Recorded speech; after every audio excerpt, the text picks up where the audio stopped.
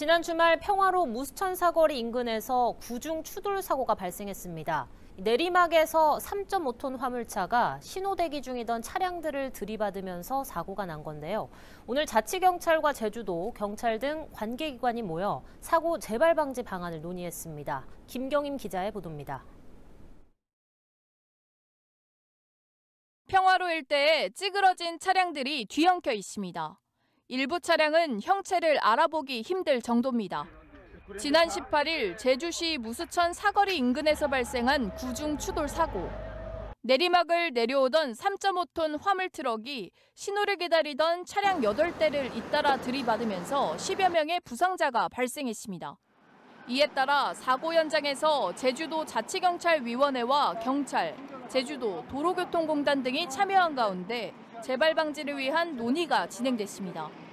경찰 조사에서 사고를 낸 화물차 운전자가 내리막에서 브레이크가 작동되지 않았다고 진술한 가운데 교통안전 시설물 개선이 필요하다는 의견이 제시됐습니다.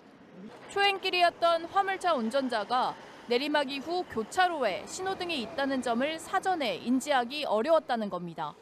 무수천 교차로에 와서는 신호 교차로이기 때문에 차량 속도를 줄여야 됩니다. 하지만 초행길 운전자들이나 렌터카 운전자들이 이를 인지 못하는 경우가 많기 때문에 여기가 신호 교차로가 있음을 알려주는 시설이 반드시 필요하다고 생각이 돼서 실제로 사고 지점 인근 내리막 구간에서 과거에도 사고가 빈번하게 발생한 것으로 나타났습니다.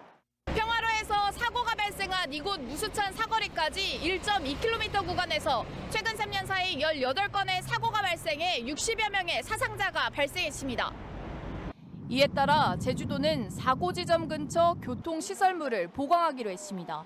우선 광명 사교에서 무수천 사거리까지 약 1.2km 구간의 가로로 미끄럼 방지 시설을, 내리막 구간에는 신호기 예고 표지와 엔진 브레이크 사용 안내 등 대형 LED 안전문구를 추가로 설치하기로 했습니다. 이후 추가 논의를 통해 주변 부지 확보 등이 필요한 긴급 제동시설이나 충격 완화시설, 해당 구간에 과속 카메라와 이동식 과속 단속 부스 설치 여부 등을 결정할 예정입니다. 시설을 담당하는 파트에서는 우선 단기적으로 급하게 할 수 있는 부분서부터 먼저 하고 장기 과제인 여러 가지 부지를 확보해서 해야 되는 그런 것들이라든가 이런 것들은 차차 다시 재논의를 거쳐가면서 실효성 있게 이렇게 가려고 그렇게 의견을 모았습니다. 또 사고 위험 지역에 경찰을 배치해 과속 단속과 함께 교통 관리를 할 계획입니다.